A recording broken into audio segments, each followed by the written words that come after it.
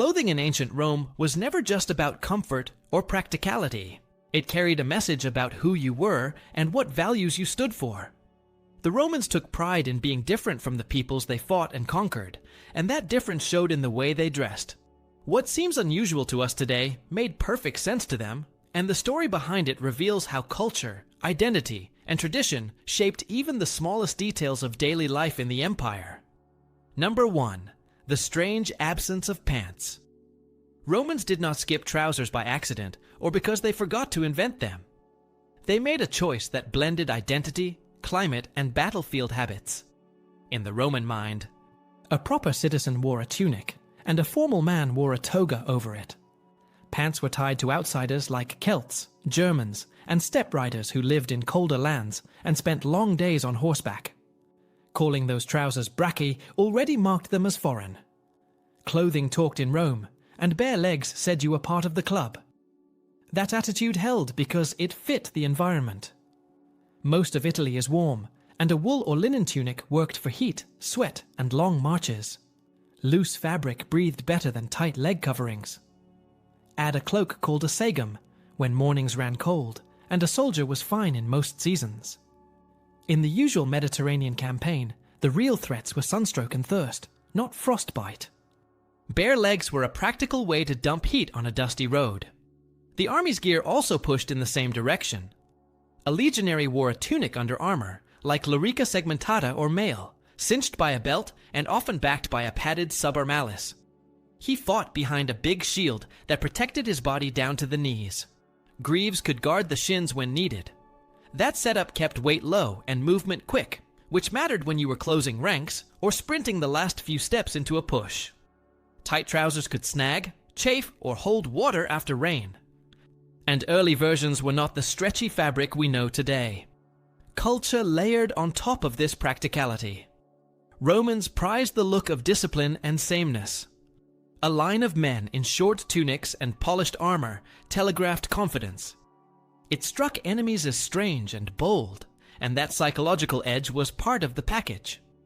Dressing like your rivals felt like ceding ground, so the stigma around pants stayed strong, especially in the city and among elites. Of course, reality had its own voice. Northern provinces brought sleet, mud, and weeks of bitter wind. Horseback patrols were easier with covered thighs. Even so, the early rule of thumb held for a long time. In the empire's core, a tunic and cloak still won the day. Pants were seen as a tool for other peoples, while Romans leaned on climate sense, armor design, and a stubborn badge of belonging that said, "Ours is the bare-legged way." Number 2, identity and the mark of a barbarian. In Rome, clothing was a language, and pants spoke the wrong dialect. A citizen signaled belonging with a tunic in daily life and a toga for public duty. Those garments were more than fabric. They were badges of order, law, and the urban world. Trousers belonged to people from the windy edges of the map. Romans called them bracchi, and they linked them to Celts, Germans, Dacians, and steppe riders who lived in colder lands and rode hard across long distances. To a Roman eye, that look meant tough country, fast horses, and the raw freedom of tribes outside the city's rule. The social message was sharp. Dress like a Roman, and you were part of a polished community. Dress like a northerner, and you announced distance from Rome's manners. Writers played this up in their tone, mocking foreign clothes as rough or showy. Public statues and reliefs repeated the stereotype on stone. Victorious emperors stood in tunics and armor, while the defeated were carved in trousers and cloaks. Art turned fabric into propaganda, and taught viewers who was civilized and who was not. The stigma filtered into daily choices. In the city, a senator or equestrian wanted to be seen as steady and Roman, not as someone chasing foreign style. Even merchants and craftsmen absorbed the same pressure, because presentation shaped trust. If your outfit hinted at barbarian tastes, it could suggest rustic habits or unruly temper. The uniformity of Roman dress also served the army story. A line of legionaries in short tunics projected discipline and sameness. That image spread across coins, monuments, and official portraits, and it told subjects that Rome ruled through order, not flair. The fact that northern troops favored trousers only hardened the symbol. Pants became a marker of the other side of the frontier, and the frontier itself fed Roman identity. Yet life kept pushing at the edges of that ideal. Rome needed auxiliaries from those same cold regions, and many of them kept trousers because they made sense for riding and winter patrols. Contact worked both ways. Romans scorned the garment, but they valued the horseman who wore it. Over time, the contrast that once felt clear began to blur. Even so, the core message stayed powerful inside the cultural heartland. To be Roman was to appear Roman. You showed it in speech, in ritual, and in cloth. Bare legs under a tunic were not only practical, they were a daily oath to the city and its idea of who belonged. Number 3. When climate forced change.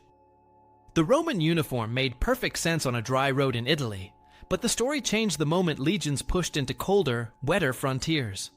In Gaul, along the Rhine, and on the hills of northern Britain, rain cut sideways across open ground, and winter hung around for months. A bare leg and a short tunic felt brave in a mosaic, but it lost the argument against sleet and mud. Garrisons stationed on exposed walls learned fast that pride did not warm joints. Climate turned clothing from a symbol into a tool, and the tool had to evolve. Soldiers began to layer more than tradition allowed. The cloak was the first line of defense, with the thick sagum for daily use and the hooded penula for heavy rain. Under armor, padding became more substantial to trap heat and stop mail from biting in cold wind. Around the calves, men wrapped long wool strips to keep warmth in and water off the skin. In time, full trousers appeared in stores for units posted in the north. The term braccae moved from an insult to a line item in the quartermaster's lists. Cavalry made the change even earlier. Hours in a saddle in freezing air punished uncovered thighs and knees. And horse patrols were constant along frontier roads. Pants solved that pain point and reduced chafing on long rides. Archers and scouts who ranged ahead into snow or wet brush leaned on the same fix. It was not a fashion pivot. It was about endurance, patrol range, and combat readiness when frost made fingers slow. Footwear adapted too. In warm provinces, open caligae breathed well on long marches. On icy posts, soldiers added thick socks called udones, and sometimes shifted to more closed boots. Hobnails still gave grip, but the aim was to keep feet dry and blood moving. Simple upgrades mattered, like greaves lined with wool for sentry duty, or extra cloaks issued for night watches. Logistics followed climate. Northern forts built bigger bathhouses and drying rooms so gear could be thawed and repaired. Tailors in the vicus by the camp cut wool on local patterns that traveled in with auxiliaries. The empire learned to buy from the weather, not fight it. Art took longer to catch up. Official reliefs kept the old look because the old look carried a message, but the rancor on a snowbound rampart wore what worked. Climate forced Rome to borrow what it once mocked, and the army's survival instinct made that choice look obvious. Number 4. Armor, mobility, and style. Roman kit was built around movement first and protection second, and that choice shaped what went on the legs. A legionary fought behind a tall scutum that covered him from shoulder to knee, so the shield did much of the work that later armies asked from fabric and plate. Under the armor, he wore a wool tunic over a padded subarmalis that stopped rubbing and spread the weight. The main body defenses were mail or segmentada on the torso, not bulk on the thighs. That layout kept heat where it mattered and left the legs free to stride, crouch, and surge when the line advanced. In a push of shields, you needed a deep knee bend and quick footwork. Early trousers were stiff when wet and tight at the seams, and that made short explosive moves harder. A bare leg under a short tunic did not bind on a sprint or when you dropped into the shield wall. The daily grind of a campaign pushed in the same direction. Legions marched far with heavy loads, then dug camps before dark. Loose garments helped your skin breathe and shed sweat, which cut down on chafing and rashes. Open caligae aired the feet, while udonis could be added in cold weather without changing the rest of the system. If rain hit, Cloth that clung to the thighs stayed wet and cold for hours. A tunic and cloak dried faster by a fire than fitted legwear that held water. Weapon handling backed the choice too. The short stabbing sword worked best with aggressive steps through the enemy's guard. Pilum throws needed a balanced stance with a clean hip turn. Nothing should catch at the knee during that motion. Greaves were available and often used on the shins for extra protection, especially on the exposed leg. They added defense without asking for full coverage. Officers and some specialists wore leather strips at the hips for show and a bit of padding, but even that left the legs mostly clear. Style and messaging completed the picture. Rome preferred an image of disciplined simplicity, not layers of cloth like northern riders. Reliefs, coins, and statues repeated one look on purpose. Short tunic, strong chest armor, massive shield, bare legs ready to move. Uniformity was a weapon in its own right because it told allies and enemies that the army valued order over fashion. Adopting the full trouser would have blurred the visual line between Rome and its rivals in the north. Keeping the legs free kept the brand clean, the body cool, and the formations fast on the ground. Number 5. The gradual fall of the no-pants rule. The change did not arrive with a single decree or a dramatic redesign. It crept in through the gates with recruits, winters, and long patrols that punished bare legs. As the army relied more on auxiliaries from Gaul, Germania, and the Danube, it absorbed their habits the way it had absorbed their archers and horsemen. Trousers started as a frontier fix and slowly became normal kit in places where cold and mud won every argument. Cavalry led the way because hours in the saddle turn uncovered thighs numb, and a numb rider is slow to draw, slow to turn, and slow to live. Scouts and archers followed because they moved ahead of the columns and felt the worst weather without the shelter of a dense formation.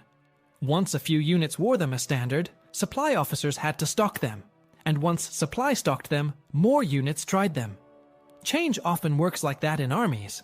Quartermasters shift the baseline, and the baseline becomes the rule. The empire's factories near frontiers began cutting thick wool to local patterns, and camp tailors learned the fits that worked under armor. That local production mattered because clothing is logistics, not just style. A soldier needs what he can repair, wash, and replace in a week, not what looks noble on a statue. Over time, the language even softened. What had once been mocked as barbarian braccae lived next to more neutral words for leggings and breeches. Officers still preferred the old look in Italy and in public ceremonies. But on wet ramparts, no one argued with warm knees.